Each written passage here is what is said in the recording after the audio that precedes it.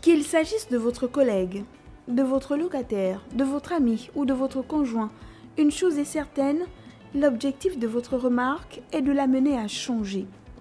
Mais comment faire accepter une remarque déplaisante sans blesser ou risquer de braquer la personne? Comment vous y prenez-vous généralement? Je ferai de la manière la plus simple, la plus sage.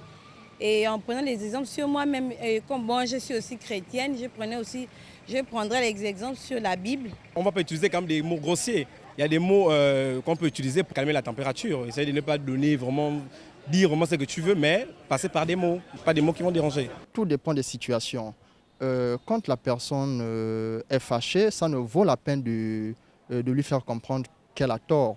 Parce qu'elle se sentira un peu rabaissée. Personne ne veut avoir tort. Tout le monde veut avoir raison.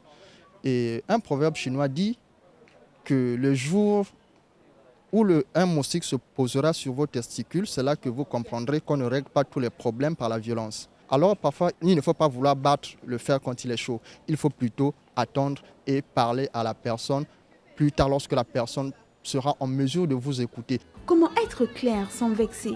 S'exprimer pour aider l'autre à avancer et à ne pas ruminer des reproches. C'est tout l'art de la remarque constructive. L'individu a un besoin fondamental de reconnaissance et d'appartenance.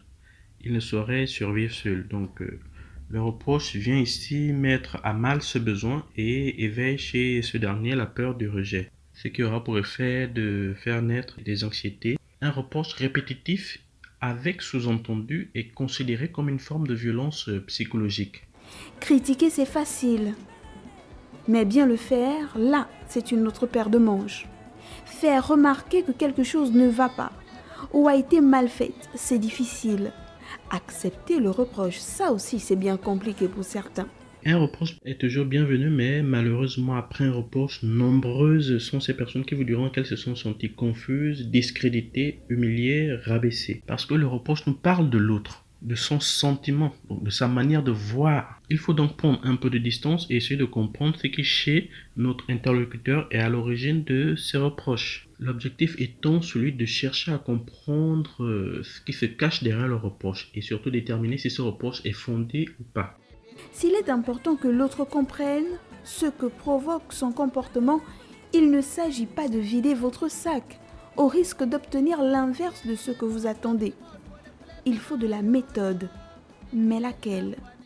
Faire un reproche implique de prendre en considération le cadre, sinon le lieu dans lequel on se trouve. Et cette manière de faire, beaucoup l'ont naturellement et est très souvent assimilée au savoir-vivre.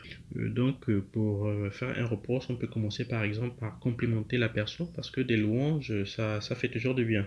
Donc, toujours proposer des solutions après un reproche. Une critique réussie est censée faire avancer la personne qui la reçoit, sans être blessée. Le problème, c'est que le plus souvent, le message est mal amené d'un côté ou mal reçu de l'autre. Résultat, tout le monde se braque. Rien ne change, c'est le conflit.